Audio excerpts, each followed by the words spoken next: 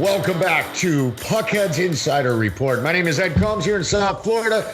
My co-host up in Windsor, Ontario, in Canada, Peter South. And boy, we got a lot to get to today. How you doing, Peter?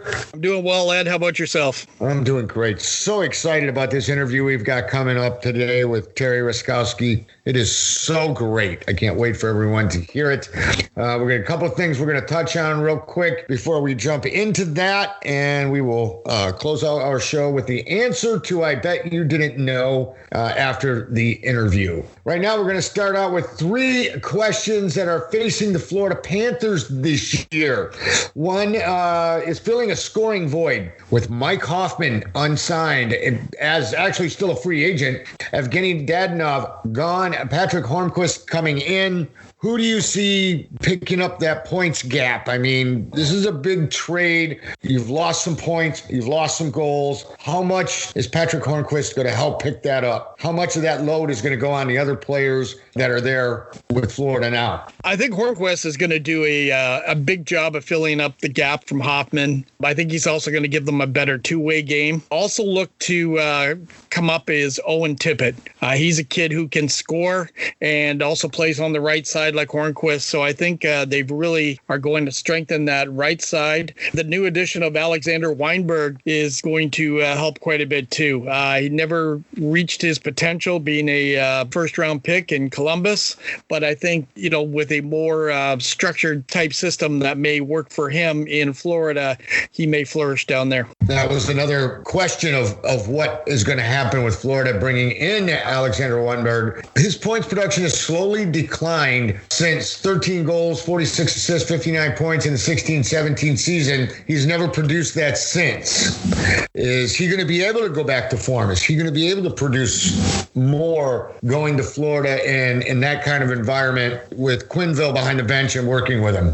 I think he will for a few reasons. Joel Quenneville and John Tortorella are both very detail-oriented coaches, but they get results in different ways from the players. And I think Weinberg will respond better with Quenneville. He's got more of a lighter touch, even though he does have a heavy hand when he needs it, and will bring a lot out of him. One of the other things, too, about the Panthers is they do generate a lot of their offense from the back end. When you have players like Yandel, Aaron Ekblad, and Anton Strawman moving the puck up the ice, and now they also picked up Radko Gudas, those are guys who can move the puck and move it quickly up the ice to the forwards. Probably Florida's looking at creating a lot of transition offense from those guys. That could spell a lot of goals for them to make up for Hoffman's departure. Radko Gudas is going to be more of a 5-6 in that lineup, isn't he, than a top four?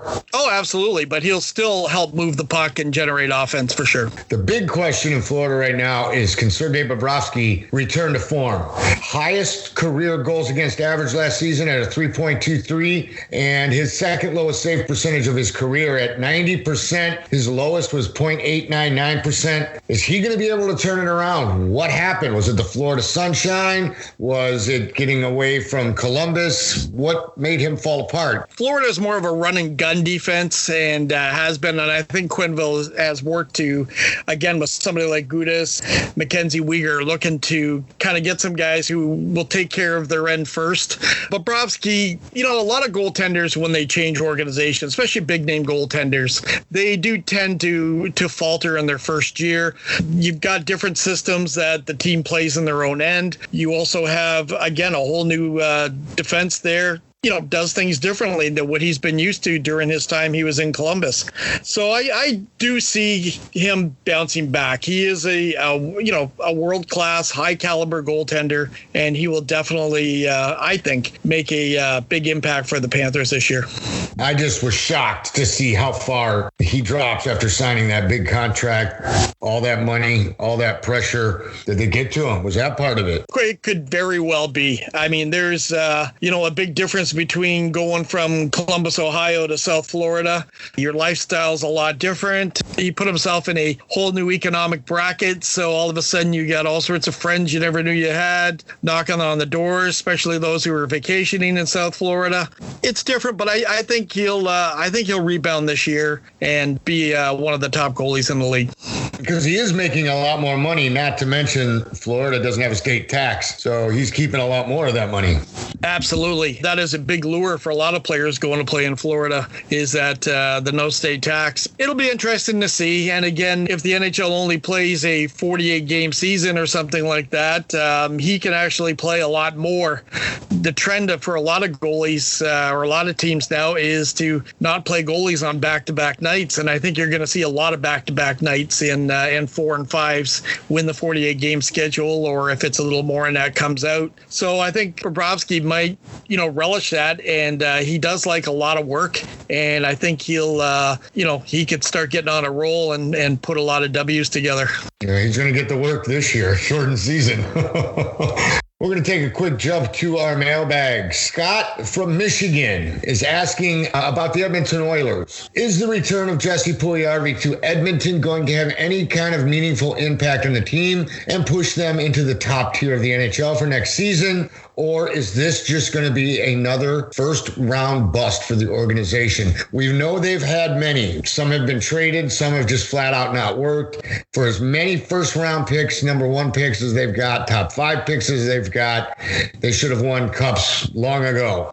Do you see Jesse Puljujarvi round 2 in Edmonton making a difference this time? I actually do. I see a big impact with him. Unlike his first go around, I think he's going to be a lot more mature as a person and as a player. Also, this time around, he'll have himself on a line with either Connor McDavid or Leon Draisaitl as a center. So I think that will really give him the opportunity to showcase his talents. What is Edmonton still missing to do that? I mean, you've got a team with Connor McDavid. The picks that they have, they've brought in free agents. People just haven't worked with him. They haven't meshed with him. I don't know how well Andre Athanasiou is doing. I don't believe he's playing on a line with him, but they've brought in different people, and no one seems to be able to mesh with him. They've also had players like Milan Lucic, who's a very talented player. Some of these guys aren't fitting with him. Is Connor McDavid so far and above everybody else that he's having a hard time getting people to match up with him? And is Jesse Puljujarvi going to make any difference, either skating with him or without him? I think a big thing is players skating with McDavid and going to the right spot. Basically, get on the line with McDavid and don't overthink. Let him do the thinking. Let him be the creative person. Go to the net or go to the corners, dig the puck out. One of the most effective guys that has played with McDavid over the last few years, and McDavid really loves having on his line, is Zach Kassian. Now, people look at Zach as a fourth-line player. Zach was also a first-round pick by Buffalo, so he's got a lot of talent. That could end up being a line. You could see Puljujarvi, McDavid, and Kassian. Kassian being the physical player in the corners, and the 2 skill guys, McDavid and Puljujarvi. I mean, that's a distinct possibility.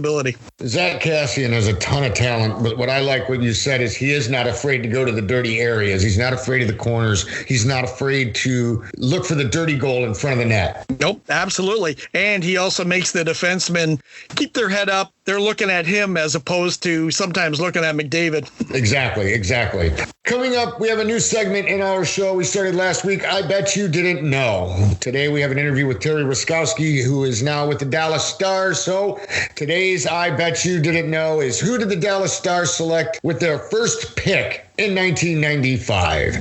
We're going to get you that answer and some more information about it after the interview.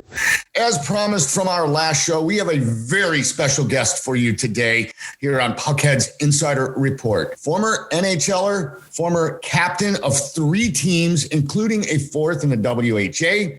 Please welcome to our show, Terry Ruskowski. Terry, how are you today? I'm doing fine, Ed. Thanks for having me on.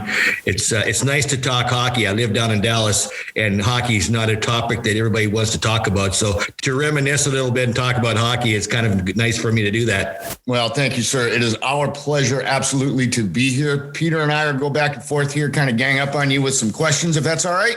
Yep. Shoot. You were selected both by the NHL and WHA. What was the reasoning for you to select the WHA at that time? Well, I was selected in the second round in a secret draft at Christmas time by the WHA, and Houston drafted me second. It's their second pick. Chicago drafted me end of the 3rd, start of the 4th. I don't know which one it was, but in that area. I remember the phone call.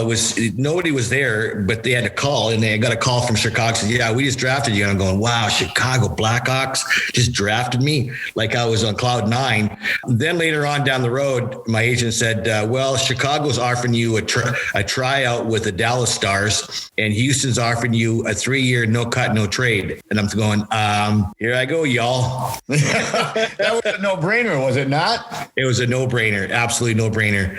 And I think the situation with Gordy being there, them having such a good team because they won it the year before I got there, made it kind of a situation where I wanted to go there. I talked to Bill Dineen, and I freaking love the guy. I love the guy.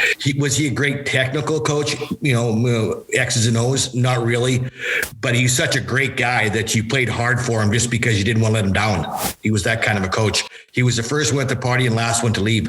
Real quick, what was the money difference like between the NHL and WHA at that time? It was a little bit different. I don't know. They didn't offer me a whole lot. I think they offered me like $35,000 or something if I made the Dallas team.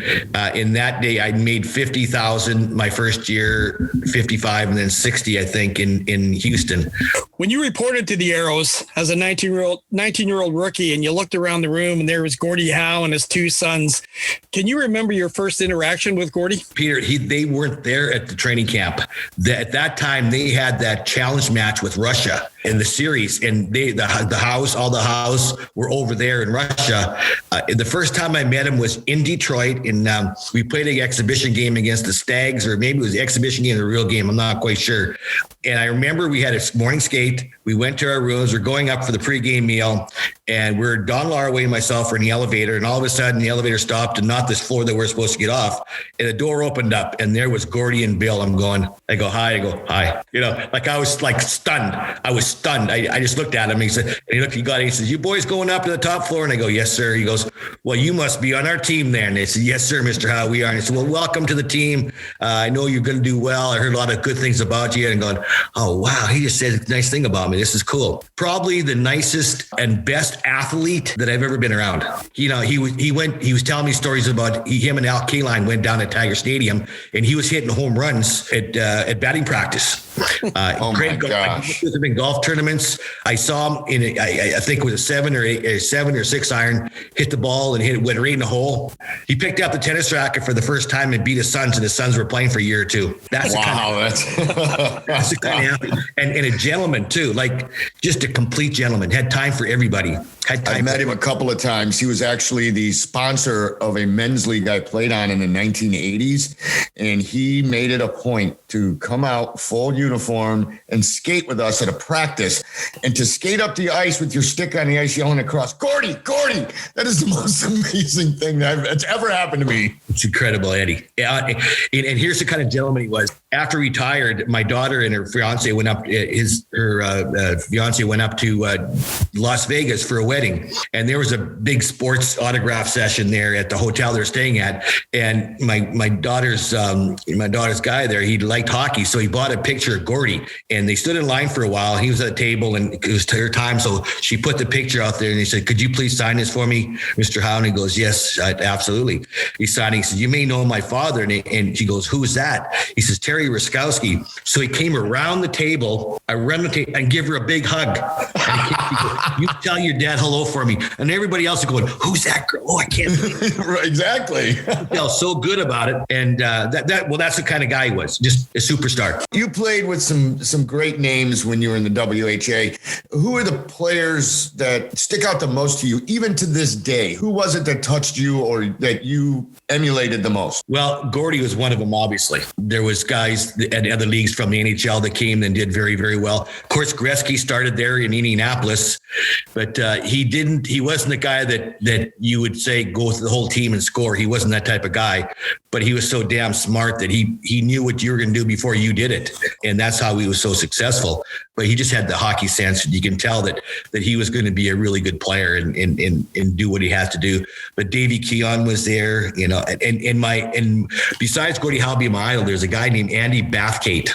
Yeah, I know. Yes. And he was really the guy that I really, really liked. I hope I didn't make him fool myself and him, but he was playing for Vancouver, and we were warming up, and I had to say it. I said, Mr. Bathgate, I said, you're my friggin' idol. You're my idol. I ever since growing up, you were my guy.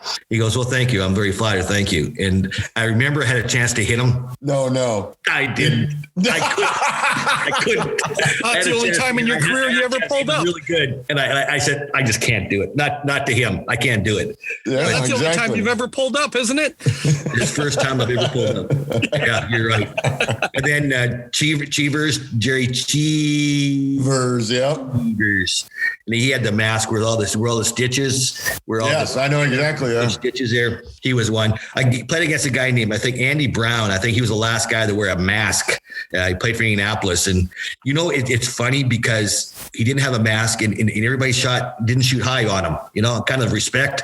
And he was okay goalie, but we beat him. Was he a goalie who had the sunburn on the back of his neck from all the red lights? Yeah. He struggled. The team was okay. He struggled. That team struggled a little bit, but there was, it was good. It was good. Before I let Peter get to the next question, I'm going to follow that up real quick with something that we kind of touched on before the show. Playing with and against players like WHA Hall, Mark Howe, Wayne Gretzky, Marcel Dion, Brett Hull. Those big names, there's not a lot of players who had that opportunity that stuck around and had a career like you did. What was that like with those guys, the big names? Well, growing up on a farm, we only had one channel, and it was a CBC. And every Saturday, obviously, we watched hockey. And watching them on hockey and actually seeing them live and being next to them and playing against them was a complete thrill, like a complete thrill. I'll never forget the time when Chicago made me captain. There was a phone in the locker room, so I called my dad. I was talking to him, and his favorite player was Stan Mikita. No doubt. And still, if he was alive today, still Stan Mikita. Not me, but Stan Mikita. So I was talking to him. He says, I'm really proud of you, son. You did a really good job of being a captain. It's amazing. You did so well. He goes, how's Stan Mikita? Is he a nice guy?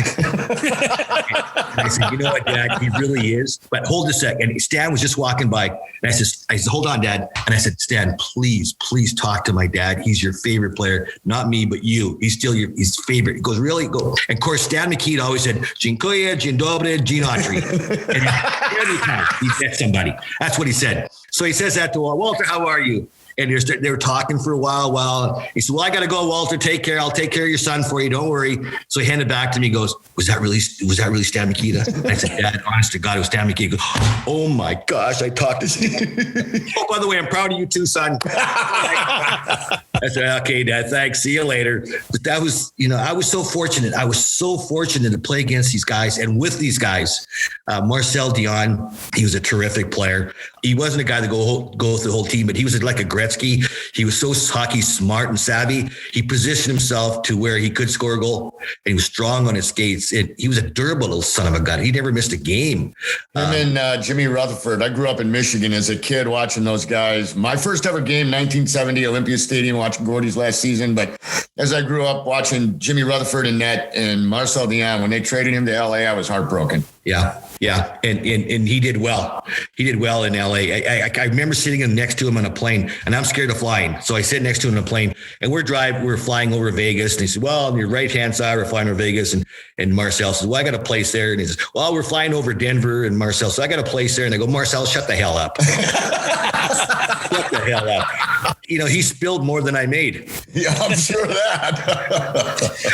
All right, your final game in the WHA is a day etched in history. You won your second Avco Cup championship when you beat the Oilers. Did you know that was going to be the last game in the WHA at that time? If it wasn't, it was going to be the next game because we had to go back to Edmonton. And Edmonton is very strong in Edmonton, by the way. We knew that if we lost that game in Winnipeg, you can turn off the lights, the party's over kind of deal. We knew we had to win that game. And I remember that I hurt my shoulder the 2 games before, and I missed a game in Edmonton. I went there to the game. And I was sitting in the press box, and oh my God, it was an awful game. Oh, geez.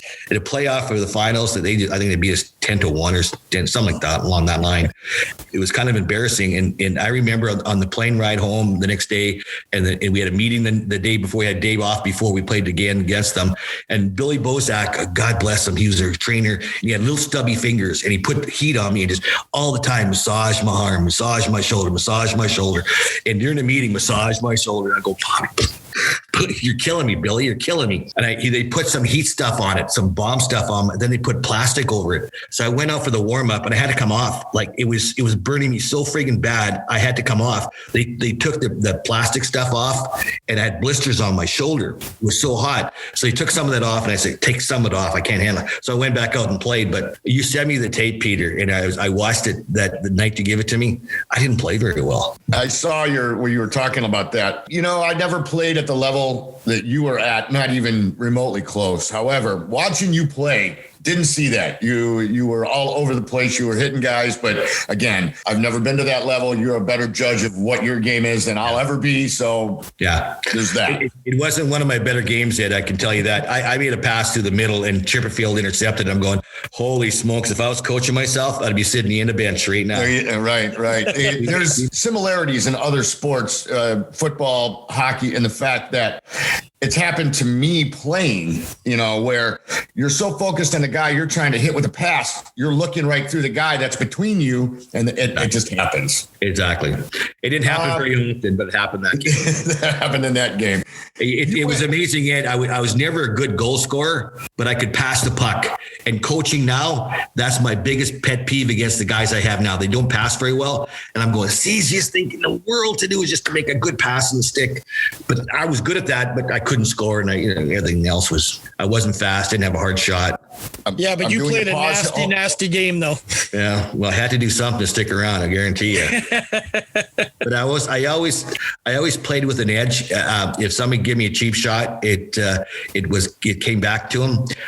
Then I had to stick up for myself. And if I didn't, Peter, I would all the whole time before the next game, like I call myself a coward, a chicken. I couldn't live with myself. So even though I got beat up sometimes, at least I met the challenge. There was a lot of comparisons between you and Bobby Clark, and I always found the difference myself was that you would back up yourself. You would stand up for yourself, drop the gloves or whatever. Clark always looked for the for all the rest of the Flyers to jump in on his behalf. Yeah. Well, one time he gave me a cheap shot and I went up to him and I said, Bobby, I'm going to tell you something right now. I'll get to you before they get to me. Just remember that. His response? He never bothered me after that. Terry, you've been a player, you've been a coach, you've been involved in hockey at just about every level, at just about every position. When I grew up as a kid, when you grew up as a kid, when you played, even towards the end of your career, there was a coaching style. Coaches coached. They weren't nannies. They weren't mommies. They were there to help you learn the game. Today's players seem they have to be coached differently. They have to be approached and spoken to differently. I.e. Mike Babcock, look what happened in Toronto. Those kind of things didn't happen when you played, even after you played. What do you see as the biggest difference in having to coach in such a different style today? Well, back in my day, we really didn't have any systems. We didn't have any systems. It was more or less practice and stay sharp and pass and shoot, whatever. We never had any systems. Now you have to have systems. You have to know, everybody has to know exactly what they're doing to be successful. The best series I ever had coaching was against Allen and against Dwight Mullins. He was a coach, and it was unbelievable tactics. It was, they took us to 7 games. We took them to 7 games, but when hard work beats talent, unless talent works hard, talent worked hard that last game and they beat us. I changed things up, and then he'd match it and change it up. And next game I'd match him and change it up, and then he'd match me. And it was just a great series, and it was for a coach. You had to be on the ball to do that. But times have changed. When I was there, what can I do for you, coach? And now it's, what can you do for me? And that has changed a lot. If you say things the wrong way, the kid has a tendency to crop up and not do anything right. And if you got to praise them, even if they go do wrong, you got to praise them. But that's what coaching is all about. You got to know your players. You got to be around them and know what makes them tick and what makes them go. And I had some players, if I yell at them, I might as well bench them because they're done. So I had to approach them a different way. That has changed. Your eating habits has changed. Your practice has changed. Your game has changed. Everything has changed somewhat. You look back and when Philadelphia won the Stanley Cup, you better be tough and physical if you want to do this. Everybody got tough and physical. They went to the Edmonton one. Okay, everybody's wheeling and dealing. Nobody's standing still. Everybody's playing left wing, right. And then they go to New Jersey. Trap. Boy, you got to trap now, because if you don't trap, you're going to be lost. It all depends who wins the Stanley Cup and what system they use before everybody else jumps on the board and does the same thing. You can't hide anything, because now you look at the video. Oh, they did that. Okay, we'll do that and we'll do this. Back in the day, video? Are you kidding me? No, there was no video back in the day when we were playing. There's none at all. But now it's video. Come and watch the video, and we got to correct this thing because they're doing this, doing that. You can't hide things anymore. Before you could hide little things, you can't hide any things anymore. Terry, I want to thank you very, very much for joining us today. We seem to be running out of time right now. I want to ask, can you join us again next week? We can wrap this up. Absolutely. Absolutely. I had a great time. You guys did a great job, and it's a pleasure being on with you guys. We really appreciate that, but I want more of your time. I know that sounds selfish, and I apologize, but we love having you here, and I want to talk to you again. Thank you very much. It'd be my pleasure. Peter, that is such a great interview. I can't wait for part 2 next week. He is such a fantastic guy. I want everybody to know you brought him on this show, and I want to thank you very much. I loved talking to him. What a great guy. He is a fantastic guy. He's got a lot of great stories. Tune in next week to hear the rest of what he has to say because it's very riveting. It is. It's very good. It's very good. We love talking to him, and I can't wait to have him on again. I'm going to hold him to his word that he said he'll join us again. Right now, we're going to get you the answer to I Bet You Didn't Know. Who did the Dallas Stars pick with their first pick in 1995? Who was it? Do you know, Peter? Jerome McGinley. Correct, sir. You are. Jerome McGinley was the Dallas Stars' first pick in 1995. He was then traded to Calgary December 20th, 1995, along with Corey Millen for the rights to Joe Nieuwendyk. As we all know, Jerome McGinley went on to win the Rocket Richard Trophy 01-02, was it? Top goal scorer? I believe it was an 01-02 season. I think so, yeah. One thing I do want to touch on real briefly is Johnny Boychuk. New York Islanders had to step down due to a previous eye injury. 36-year-old took 90 stitches to close a skate cut to his eyelid that he sustained against the Montreal Canadiens on March 3rd. His peripheral vision has gone dramatically down. He's having a hard time seeing, so he's decided at 36 he's going to hang him up and call it a day. I believe you've got some University and some Tampa. We were talking about Tampa a week ago, and have they got some new signings? Or are there still some free agents there? Has there been any moves? Yeah, Tampa did sign Mikhail Sergachev this past week. They signed him to a 3-year deal at $4.8 million per year, which actually puts Tampa almost $2 million over the salary cap for this upcoming year. And they still have 2 quality restricted free agents they need to sign. Did they do this thinking that Stammer is taking the season off due to the issues with the stomach muscles and the core muscles? And is he not playing? Is he going on LTIR? That's too early to say. Again, I think their first thought was just to get these players under contract, and then they're going to sort it out after. I'm sure they have a bit of a plan. Like all good plans, they don't always go as they want them to. So it's going to be interesting to see what happens because they might have to get rid of a few players at bargain basement prices. Especially if Stamkos can play. If he is healthy and ready to go at season start, whenever that happens to be. You've got 2 guys who still haven't signed. Are they restricted or unrestricted? They're restricted, but so far nobody's tendered offer sheet to them. So they're still under contract for another year? No, their contract's up, but they're restricted. So if these guys have not been tendered an offer from any other team and Tampa hasn't sent them an offer to re-sign them, what happens now? Are they just in limbo? Well, I'm sure Tampa has had discussions with their agents and probably have tendered them an offer. It just those players haven't signed it yet. Nobody else, has officially tendered an offer to them. So it's just a matter. Yeah, they're kind of sitting in limbo right now. And I believe we still have some NCAA real quick hockey to talk about before we wrap it up. Is that you got some NCAA news for us? Yeah, I just want to do a few shout outs to a few teams, 3 teams, in fact, that nobody really hears about or talks about. And the first is Long Island University. They played their first NCAA Division I game after deciding about 7 months ago that they were going to launch the program. And in their first game, they beat Holy Cross at Holy Cross 3-2 in overtime. So they're an independent this year, so they're just playing wherever they can. The other shout out goes to the other independent in the NCAA Division I programs, and that's the Arizona State Sun Devils. They are playing a 28-game schedule this year in the Big Ten, with all games being on the road. They're not playing one single home game at all. And they're also adhering to all the Big Ten COVID protocols. And just to show the commitment these players and coaches have made to this season, they started off on the road. They were supposed to go home after next weekend's Penn State series, which would have had them on the road for 22 straight days. As a team and coaching staff, they decided they're going to stay on the road. They have their own makeshift bubble that they stay in and all together.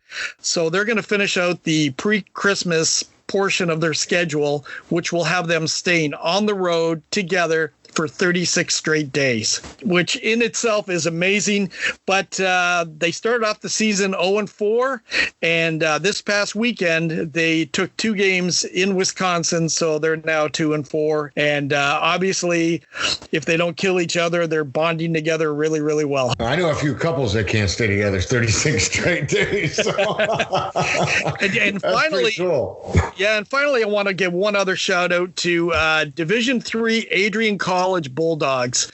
They're a team that plays out of Adrian, Michigan. They have their own rink. Their team is together. They're a young team. They're a fun team to watch. And they are just trying to find opponents because there's not many D3 programs going on. In fact, I think the closest one is in New York State somewhere. So they've been getting competition from Bowling Green University's played them twice. And this past weekend, they played Lake Superior State twice. And they're competitive. Lake State beat them. Bowling Green beat them both times, but Lake State beat them twice as well. But they beat them 5-3, and on Sunday they beat them 2-1. So it's they're a competitive team. And again, it shows what hockey players are like, that drive to play. And even at the D3 level, it's important. You know, they're playing in front of an empty rink, but it's just the hockey players love to play. It's the camaraderie, too.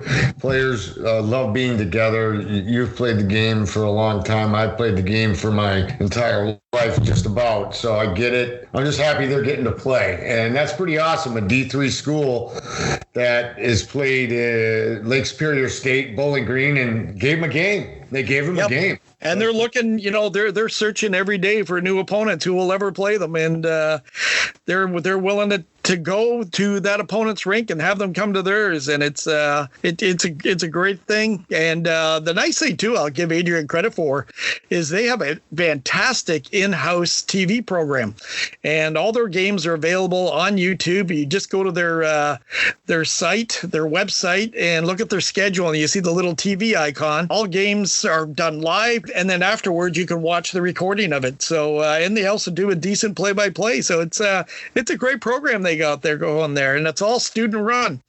Oh, that's awesome. That's awesome. Before we wrap it up, I want to bring up, if you have any questions for Peter or myself about your favorite team, send it off to us in an email, puckheadsinsiders@gmail.com. We'll do our best to get to your questions about your favorite team. Make sure we get the answers for you on the air. That's puckheadsinsiders@gmail.com. For Peter South in Windsor, Ontario, my name is Ed Combs here in South Florida. We look forward to talking hockey again with you next week. Thanks for listening.